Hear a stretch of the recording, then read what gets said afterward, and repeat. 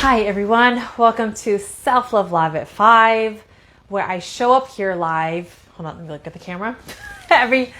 every Sunday at 5 p.m. Pacific Standard Time. It's called Self-Love Live at 5. I'm here to interact this way. You know that if you have a question, if you would like an insight on anything in relation to the self-love journey, you can come on live or watch the replay.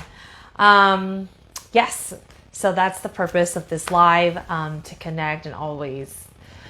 So much happens in 24 hours. So can you imagine what can be shared every 7 days? So with that said, I am going to introduce what I'm going to be talking about, which is about forgiveness. It's about feeling the guilt and the shame for what you didn't do or what you did do, right? And that heavy shame and guilt, in my experience, is the heaviest one to feel because it immediately introduces the self-talk of beating yourself up all the time, and you're just in this heavy misery with yourself, and then creating this belief that you are a horrible person. So I mean, as you know, we are humans who function a lot from our emotions. We make a lot of decisions based on how we feel. So I'm going to read some notes that I took right before this live to help me figure out what's on my heart to share from a very authentic and raw place with you all. So I basically wrote down that it's been very emotional lately for me. I've been inspired to rewatch old childhood shows, movies, and I just started watching Boy Meets World. Leave a comment down below if Boy Meets World was your childhood show. So the first episode, I will never forget it because I didn't realize how triggering it was going to be, and it definitely brought up a lot of shame and guilt. For an example, there was a scene where Eric, who is the oldest child in this family, he flakes on his middle sibling, Corey, to take a girl out to a baseball game instead of taking his little brother. And I immediately associated with that, and I immediately felt the guilt and shame of like when I started bailing out on my sisters, my younger sisters, so I'm the oldest, when I started choosing other people and boys over them. And so, of course, like the show is funny. There was humor in it. However, I was like feeling it on a whole personal level. So that started a jab at me already. And just feeling for my sisters, understanding where they're coming from in relations to how they experienced me growing up. And then there was a scene at the end. This is when I bawled. So they're the youngest sibling. It's their sister. Forgetting their name. Her name already. I believe it's Morgan. Anyways, the middle child, Corey, he was realizing that, you know, through life, people's priorities do change, fortunately or unfortunately, depending on what it is. And Corey realized that he had also done the same thing with his dad. He didn't mean to, but yes, he started choosing hanging out with his friends instead of his dad. It was like every evening, I believe, to play ball, play baseball, or something like that. And so he was expressing to Morgan, I believe that's her name, at the end, as he was playing tea time with her. And he was just letting her know that no matter what, he's always going to be there for her. He's always going to be her brother. Nothing's ever going to change that. And he agreed to put her to bed too, let the mom go off the hook. And at the end, the youngest sibling went up to him and gave him a kiss on the cheek, and I just started bawling because I was thinking about my brother and how I wished how I remained being the sister to him. And so yeah, that is really invoking a lot of emotional guilt, and you know, I'm committed to watching this because I can see that's providing healing for me. If I'm triggered, there's pains there. And so I have cried a few times on my spin bike now because that's when I'm watching these shows to make the time go by, and to help me, you know, go through my session on my spin bike. So anyways, you get the idea. It's been very emotional, and today I was alone in the house, so I had all the time to cry because I was triggered once again with the episode today on Boy Meets World. So for those of you who are new or not familiar with what is really, besides these shows, but what is bringing on extra healing to the feelings of shame and guilt, is because of my brother's state right now. There's a huge there's a huge part of me who is still healing from the guilt. Of course, there's like some chapters of this healing experience where I really feel like I'm forgiving myself, really feeling like I'm breaking through in my healing with my brother. And then there's other times where it's triggering it all over again. And so because my brother is in a vegetative state from overdosing, I've had time to reflect on his journey, on how it brought him up to that very point. And it invokes so much shame and guilt because I wish I was this person back then. And my story and that I keep on cycling through my head is if only I was there for him, it would have made a huge impact on his life. Perhaps he wouldn't be in this position right now. And then, the self beat up continues on and on and on and on and on. So I'm going to share with you ways that I transition out of this into my purpose, into my passion, into me feeling more at peace, right? So I wrote down here, it all starts with a question that you ask yourself to help you process through this shame and guilt. So the question that I wrote on here is, how can I become better because of this? And I wrote down, learning the lesson.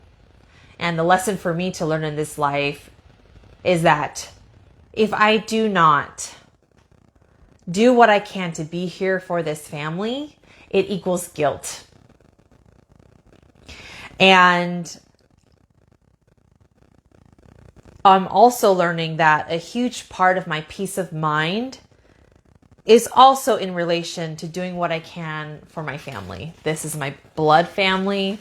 This is the family that I was born into. This is the family that I was assigned to do this life with. And of course, then I wrote down, what does that even look like to do what I can to be here for this family, to prevent myself to not relapse into codependency. That's an ongoing journey. I need to do this in a very healthy way, which is creating as much space as possible to have room to feel really good about helping out and being there for my family. And of course, we're here to learn the lifestyle of self-love, and that is absolutely what is needed in my life. Self-love practices to continue on my healing journey, to continue to create space every single day, to have room to show for my family in the ways that I see that will give me peace of mind in my life. Because I know what it feels like to do something and expecting something back in return. A lot of resentment I've experienced this, especially with my past relationships with partnerships and friendships, where I will do everything that I can to be there for them. And when I didn't get the same thing back, I grew a lot of bitterness and resentment. And then there goes the argument. And then there goes the relationship. So to do this in a healthy way, self-love practices need to be in my life every single day to create as much space as possible. And, I forgot to mention, of course, owning. I wanted to mention owning your experience, which is an ongoing thing, right? Because when you own it, there's nothing in this world that people can say to you that can bring you down. And also it gives you a sense of, you know what? I can fuel this pain into my purpose, into my commitment in living my self-love promise to myself, which I've realized my second self-love promise to myself is to make decisions to have a peace of mind. Basically to have a peace of mind. Y'all know my first one. If you've been following me for a long time, my first self-love promise to myself is to be my own best friend. But through my healing journey and through especially healing with family, it has revealed a second self-love promise for me to live by. And that's to live with a peace of mind, make decisions so that I can have a peace of mind. Okay. And through all this journey, every single time when I choose to show up to a self-love practice, aka a healthy outlet, I can make space for forgiving myself every single day. And really, ultimately, at the end of my notes here, I wrote down being kind to yourself in such a gentle way. So since I started my self-love journey in 2016, as I'm like reading this to you all, I'm realizing that my life is becoming really clear to me. You know, I used to live a very hyper, instant gratifying lifestyle. A lot of partying, a lot of distractions, a lot of like things that will give me that instant feeling of like excitement, and also self-validation through other people, And so with these self-love promises that I've been living with overall since I've started in 2016, I've seen that things have slowed down. I've seen that my commitments have really become narrow, which is self-love lifestyle and being there for my family. Really those two things. And it's really about being gentle, moving about life in a very calm way and fulfilling way. And that's because I'm being so kind to myself. I don't believe that I need to rush all the time. I don't believe in the busy lifestyle. I believe in an intentional, fulfilling lifestyle. And I can see that the best that I can do right now with all my shame and guilt is to show up for myself, be kind to myself, always find ways to forgive myself, and always choosing to process my pain so that I do not create more stress and drama in my life by projecting onto other people. And so, yeah, it's one of the most difficult journeys because it feels too overwhelming, you know. We are not used to being able to have a safe space for our emotions to express itself, to be seen and loved on. So we shy away from it. And I will tell you, and obviously from personal experience, that the more consistent you are with processing the emotions, the less we're going to be afraid of letting it come up. Because once you had one positive experience where you're able to go from A to B meaning feeling so much better, feeling so much lighter, having clarity, feeling more love for yourself and others, you're not going to be as afraid, and you're building confidence that you can do it. And you're also building self-trust as well when you're continuously showing up for yourself, going through the practice of processing over and over and over and over and over and over again. I strongly believe that this is the test in our lives. This is the school of life, to learn how to love ourselves. We can see that is missing across all over the board. We do not practice being kind to ourselves, therefore it's highly unlikely that we're going to be kind to others. And that's why when you go out there, you don't see that many people spreading positive vibes. I live in Sacramento. I get out as much as I can.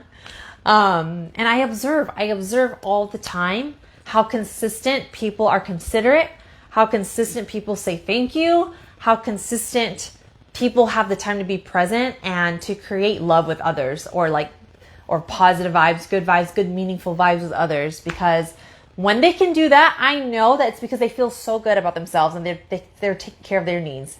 Because I see myself functioning in a certain way with self-love in my life. So anyways, love talking about this. I can talk about this forever and ever and ever and ever. If you're interested in tuning in live, it's every Sunday at 5 p.m. Pacific Standard Time. And yes, we'll see where this group goes. It's been quite a journey with this group, and I feel like it's time to kind of revamp this a little bit. So we'll see. But yes, I left all the links up above if you're wanting or curious about certain types of support that you can receive. For sure, sign up for the newsletter. I share all the updates in there, and it's always going to be personal in the newsletter, and there's always going to be nuggets that I leave in there too. Okay, and you also get a free pain processing formula when you sign up on the newsletter as well. And that's something that you can have with you for life. That's going to help you forever. Okay. All right, everyone. Hi to all the replay viewers, and excuse me. I will see you next week. Bye.